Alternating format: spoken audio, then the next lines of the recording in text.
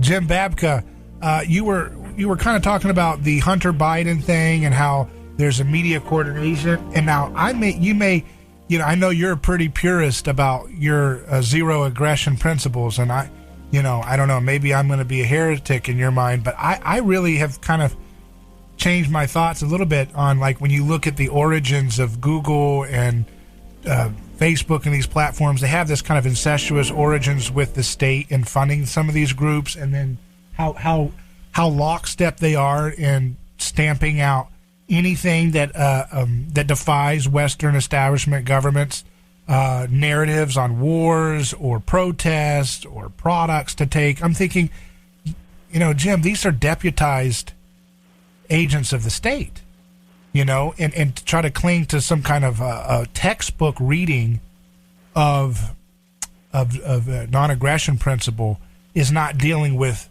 the loaded dice that we're playing with here, that this is a scam, you know what I mean, that they're hiding their, I'm a private company thing, but it's not. They're deputized assets of the state. I mean, what's the difference, Jim? And maybe you can help me understand between Facebook and Google in its ally nature with the state, and say factories in Mussolini's Italy who were, deputized allies of the state coordinating the, cartel distribution of goods and productions of things. You see what I mean? I don't really see how we can protect them under the private company. Let me start with a question-based analogy, because I think something you said earlier may actually help illustrate where I'm going to go. Do you think that one must pick Putin's side or Zelensky's side in the current dispute? That those are the only two options? No. Okay. So that means that there is at least a third path. There is some way to think about this that is more nuanced and perhaps more accurate than just those two stiff caricatures. And I would suggest that there is another way to look at all this stuff, and I would go under the rubric of render unto Caesar what is Caesar and unto God what is God's. So what I owe you at the very basic level, you mentioned zero aggression. What I owe you is not to punch you in the mouth. I shouldn't use violence against you to get what I want. I shouldn't steal from you or harm you or your property. Okay, that's what zero aggression means. And when we apply this then broadly, one of the places that we have to take it to, one of the logical places to take it to is the state. And I am anti-state to the core.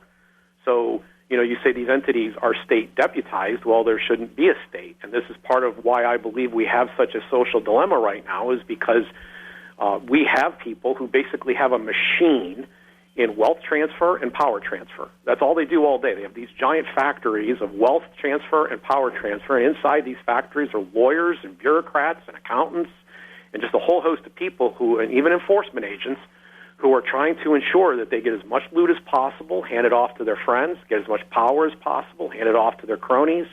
And this is what the machine of the state is all about. And I'm not singing out of school. I mean, Max Weber, who's been dead for 100 years, said that the state was the geographic institution that had a monopoly over the use of force in that territory. They had a moral monopoly. They were given that power. Why are we giving the state the power to regulate how much your toilet flushes in the absurd case, or what it is that your child learns in school in a more important case, or whether or not we have to support Putin or Zelensky in the biggest case? But Jim, the thing is, like, asking people that question, that's not going to change the game. They want blood. Well, it depends on what your objectives are. Are you willing to compromise your principles to try to change the game by tomorrow, and do you believe you're going to be successful? Or is this really a long-term project? I think it can be both. To the book. Yeah. Okay, so we flip to the book of Revelation, and we find out that there's, this is the apocalypse, right? It's the great revealing. And I think we are in the great revealing in some ways today. But it's the great revealing of Jesus Christ. And in there, we find out that despite what we see going on in the world, where the rulers of this world think they rule, and many of their people have taken the mark and believe they too rule, that Jesus is still the King of Kings and Lord of Lords. And when, the apostle turns and he hears the lion on the throne, and he turns and looks, and what does he see? He sees a lamb. He doesn't see war, he sees peace. Yeah. He sees that God is still in control. So what are we actually called to do? I'm going to give you a specific prescription here. I think we are specifically called upon to live where we are and to change what we can through interpersonal relationship. This all comes down to relationship. What the state offers is a false religion, and participation in it puts our souls at risk. Now, that doesn't mean that we shouldn't vote. It doesn't mean that we shouldn't have opinions on these things. All of these things have great existential consequence, and real human lives and souls matter in this process. But I think we have to be careful about being impatient about the outcome. We are here for but a moment. God's plan and his will extend beyond our time here.